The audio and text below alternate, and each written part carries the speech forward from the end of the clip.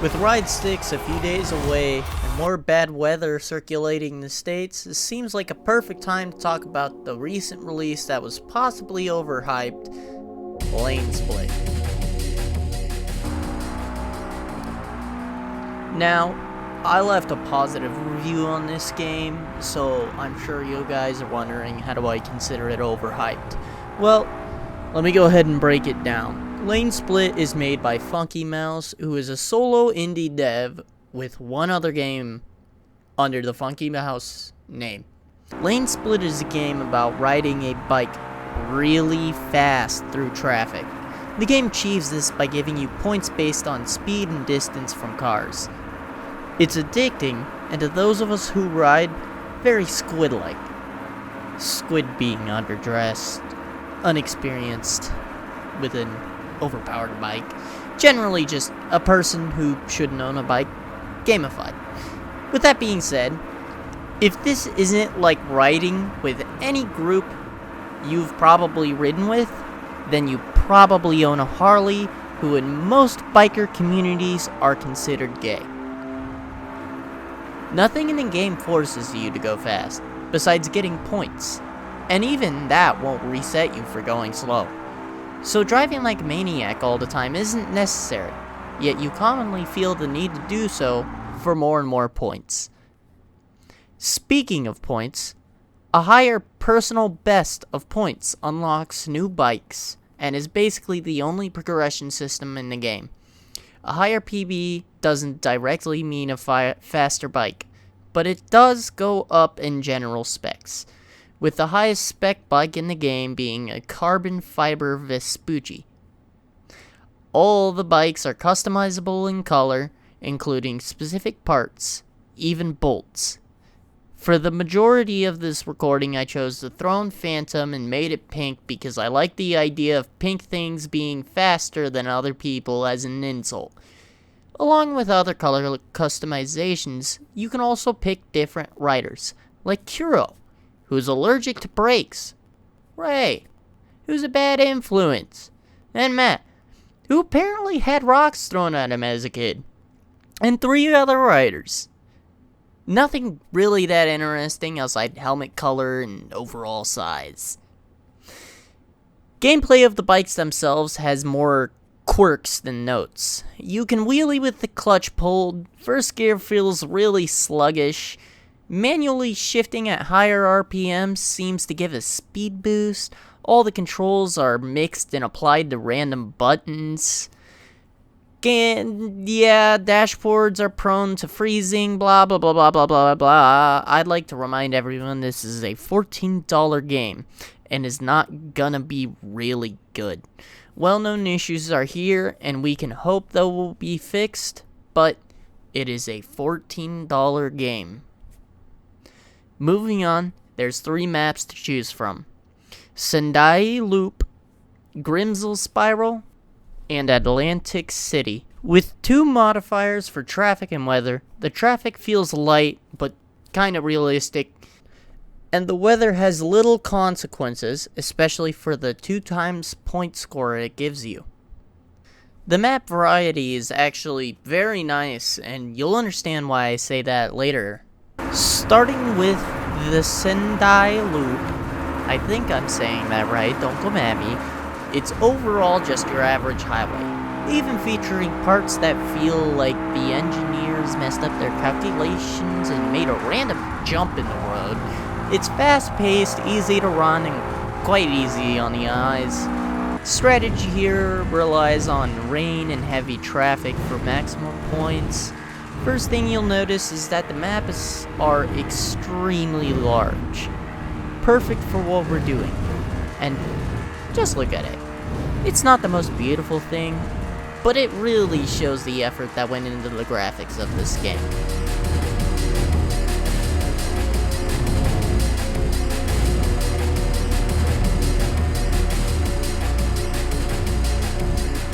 The second map, Grimsel Spiral, takes that idea and turns it to 11. Holy crap, the atmosphere here. The road itself was a mess to ride on, with random bumps, jumps, and I even managed to find a bug where the guardrail, if you hit it at an acute angle and black out, you get stuck on it, unable to move. But just look at this place.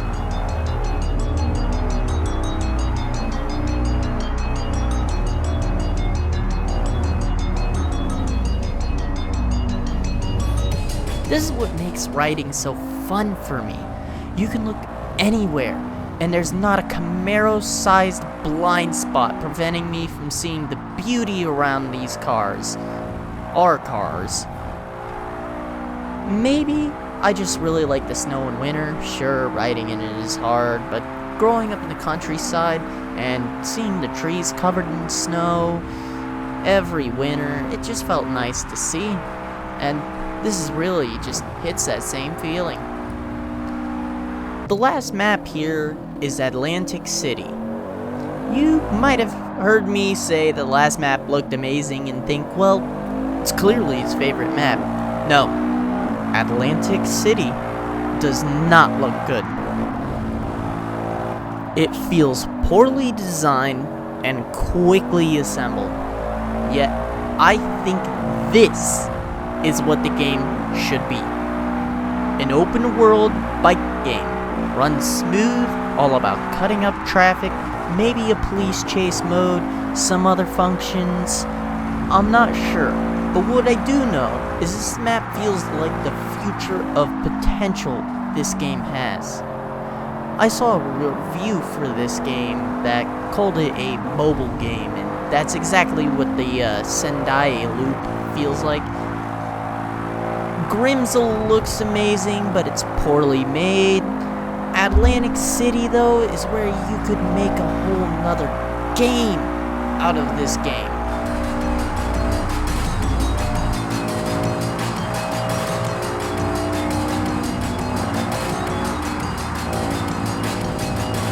With all that being said, I already hear people asking, how is the game underhyped then?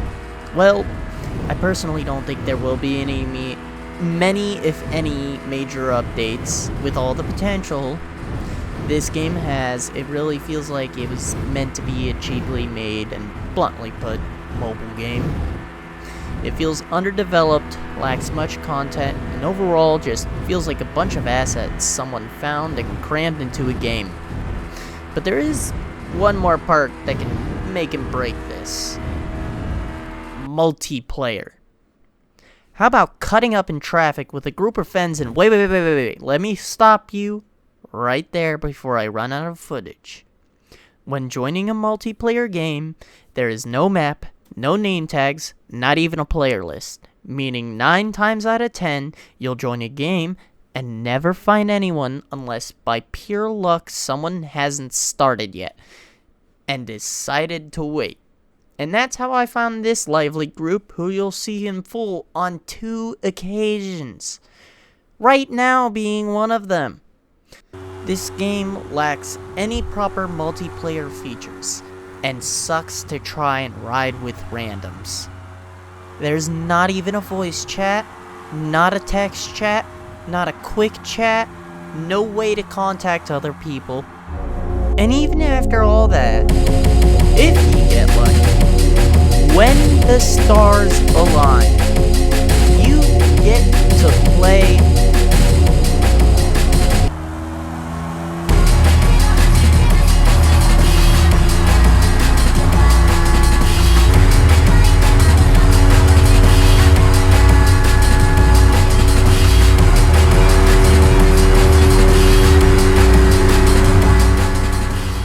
This is a perfect time to make a short segment on the music. It's perfect. It makes the game. There's no point in caring about all the wrongs when it feels so right. Even still, we all know you're gonna turn off the music and you're gonna use your own playlist. Go ahead. That's what this game was made for. Thank you for watching. Stay safe, stay warm, and I don't know. Maybe go blow up a teddy bear with 5 pounds of tannerite. Wink wink, nudge nudge.